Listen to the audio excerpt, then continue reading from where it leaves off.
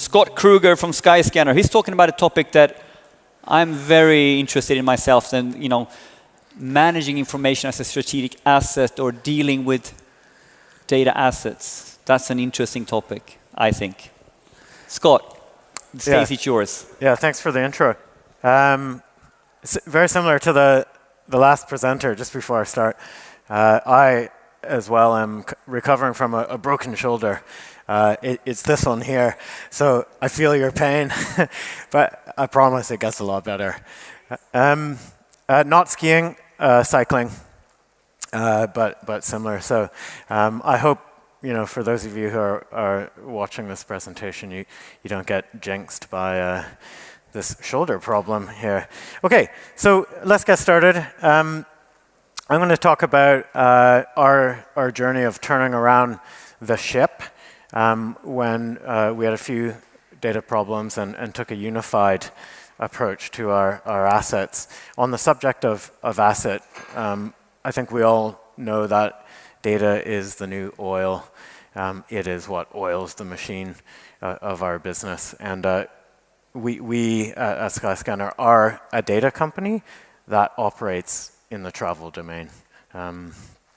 So there's the little intro. So why do this? Here come the motivators.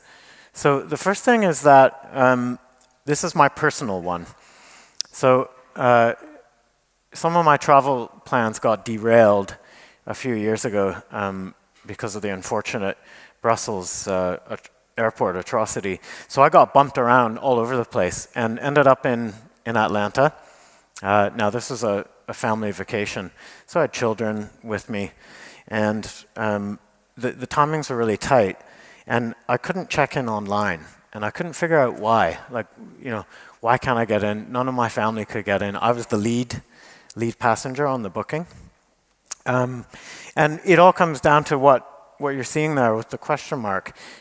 My first name suddenly has the title appended, so this is string stuff for you programmers out there. And this data moved around all these different systems. And the impact was actually, it was very heavy because it meant we couldn't check in online. We couldn't get our boarding pass. We had to go through all these hoops at the airport and then get rushed through security, which anyone who travels with a family with kids knows that's a pretty big hassle because they don't understand why. I mean, I didn't even understand why at the time. And then whoa, things are really happening. Rewind. Oh boy. Okay, hold on. Wow, you're getting. Maybe I should start at the back, actually. Okay, so in my work life, this is the kind of stuff that's going on. I made up a fake billing sheet here, and yes, there's a hidden Swedish treat in the partner name as well. But we basically had, the month end would come, and we would have to send out invoices, and we'd have all these different versions of these figures. And which one do we go on? You go with the partners, it's always going to be a bit less. You go with our tracking, it's probably, we're honest, it's probably the right one. Then you look at slightly different analytical packages or providers that we use, and everyone's got a different number. So this was very frustrating.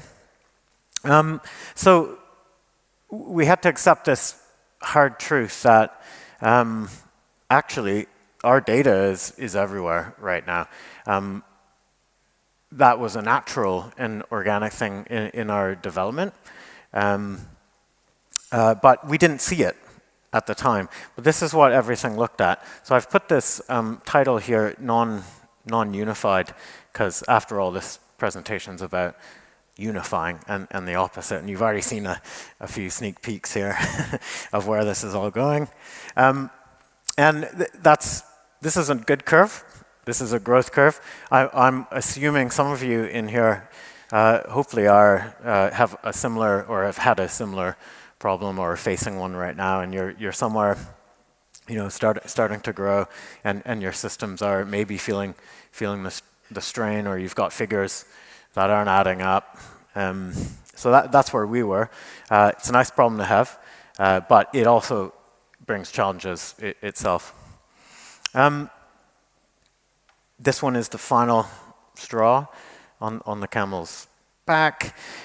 This is actually almost a three-dimensional illustration. Along the top axis, we have the number of hacks that you do, and then time is down the left axis, and then in between here are various approaches to trying to make it work as you grow.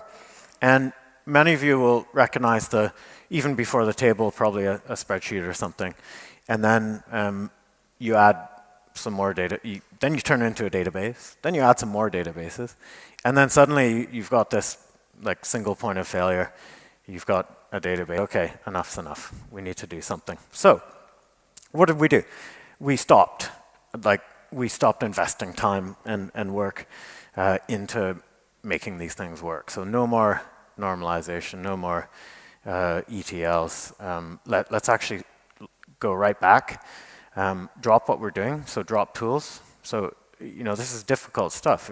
You've got engineers that you've hired, and you actually deliberately just want to stop working on something and say, okay, hold on, let's all get together.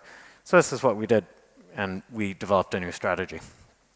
So in order to develop this strategy, we actually went right back to our existence. Why do we have a business model? How does it work in the first place?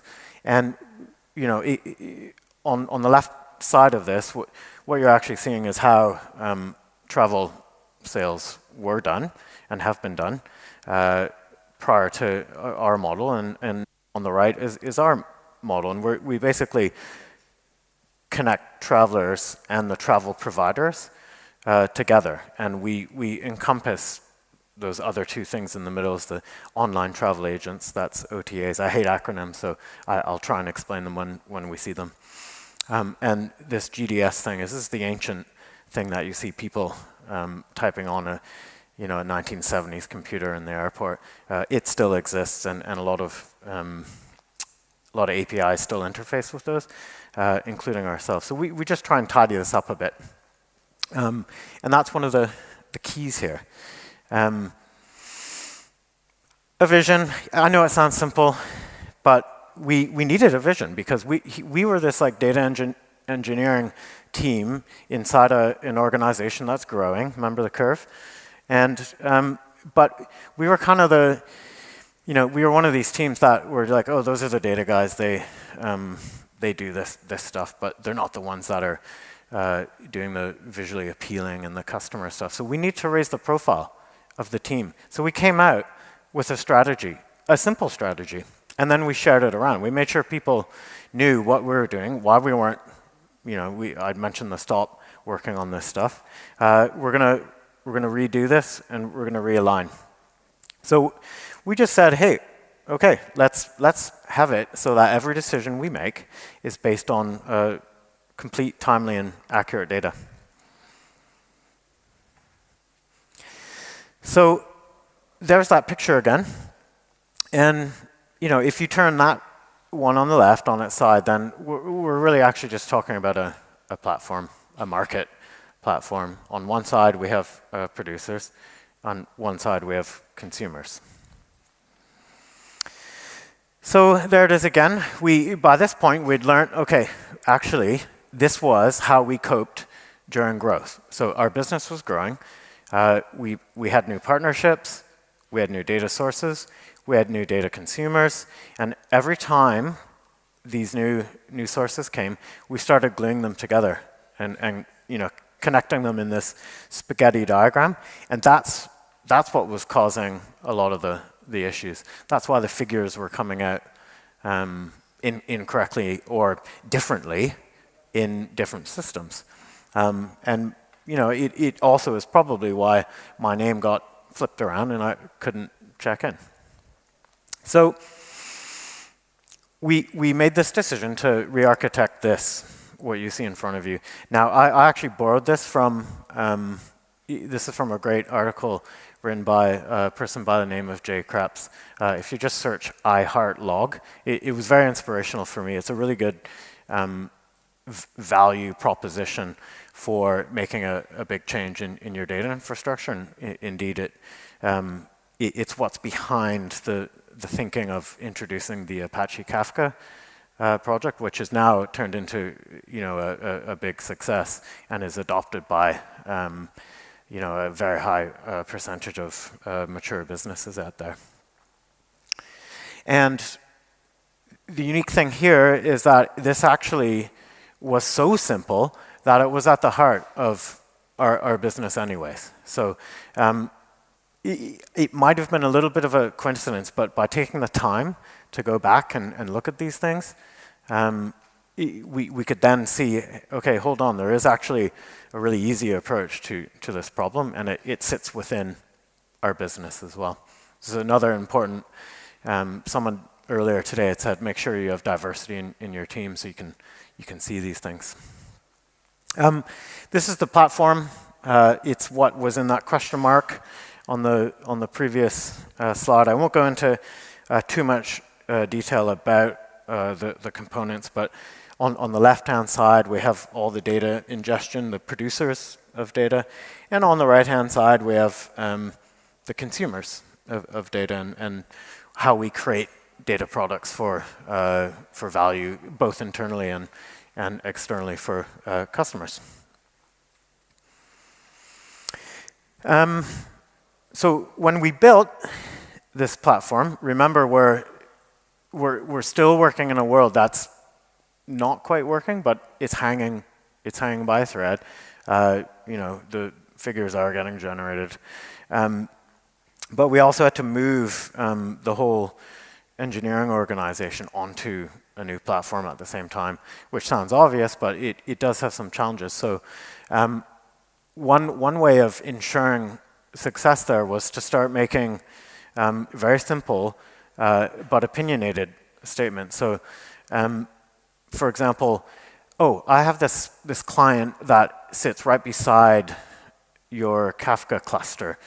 Can I just connect to it myself, or can I connect this straight to the database and not go via this new platform that you're building? And we got the use cases, we got why that might be, there could be some friction there, but like again, I'm going to iterate another point said already this morning.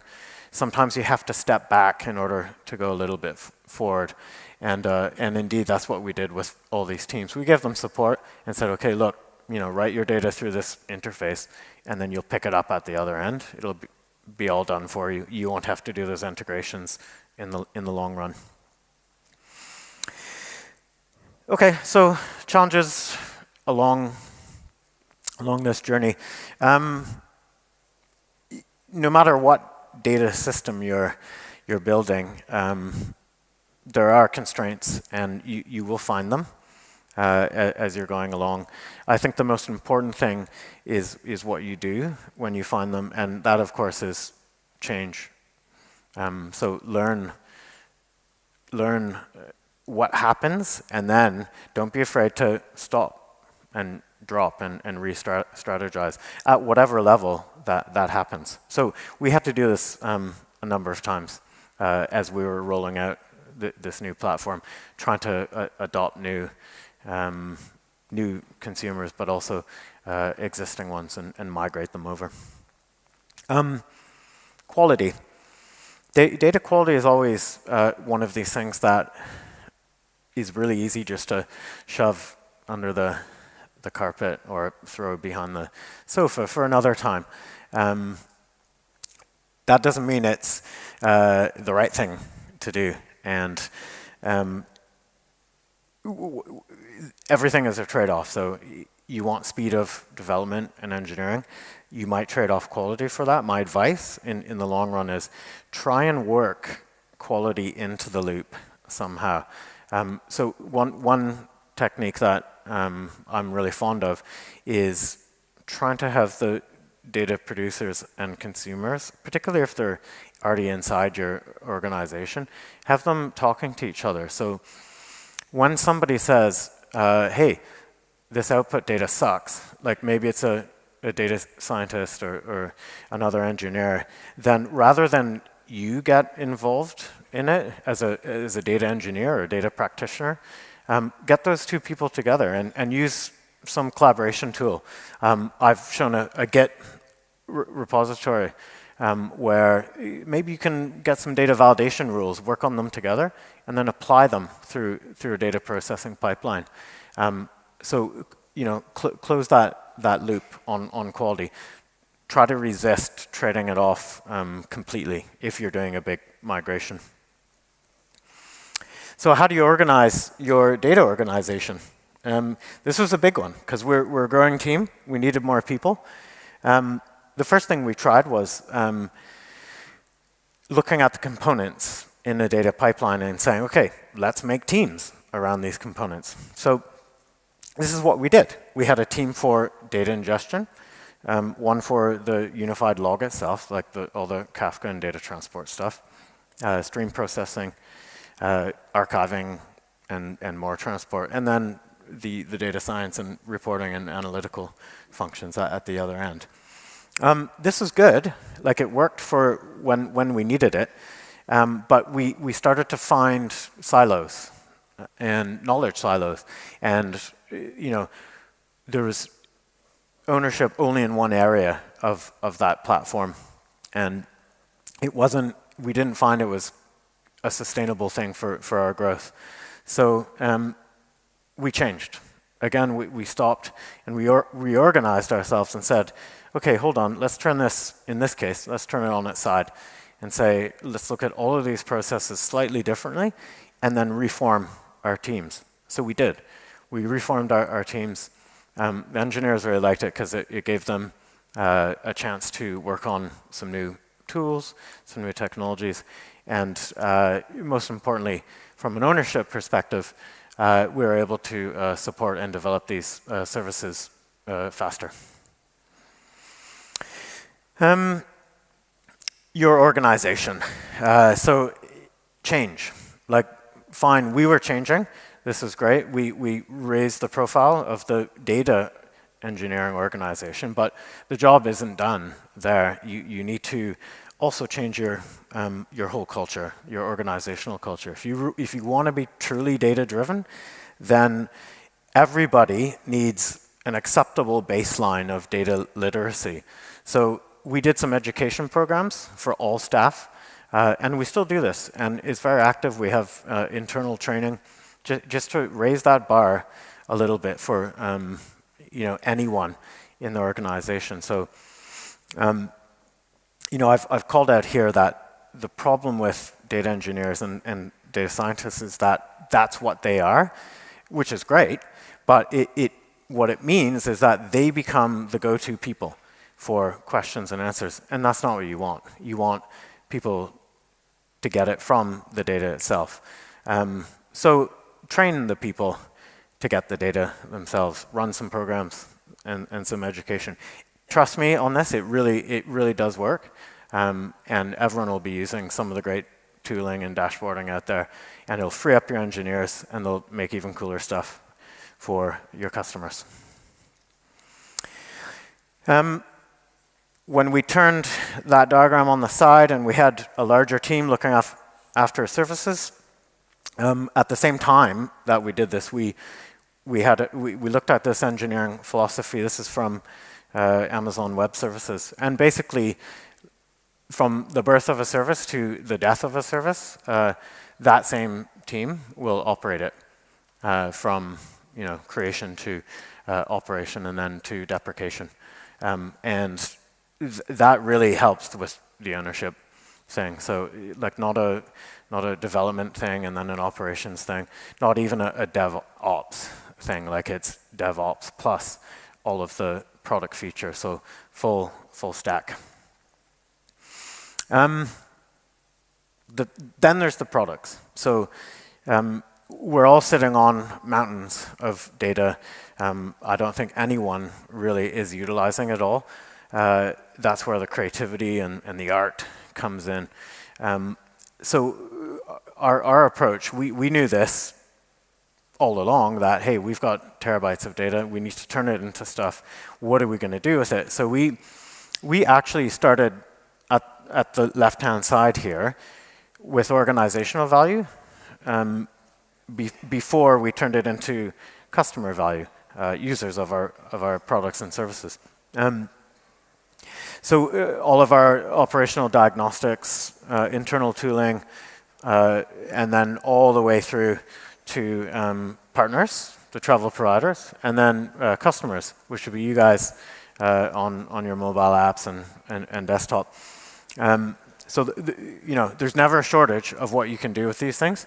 The only limiting factor is time and then creativity. So to wrap this all up, in the long run, it took some time, but we freed up lots of our own energy, both from an engineering perspective and a product development. And that allows us to create more data products. And that means we can innovate and iterate faster, and all for the purpose of the world's travelers and travel providers, because that's what actually really matters. So that's my story. Hope you've enjoyed it. And that's it. Thanks.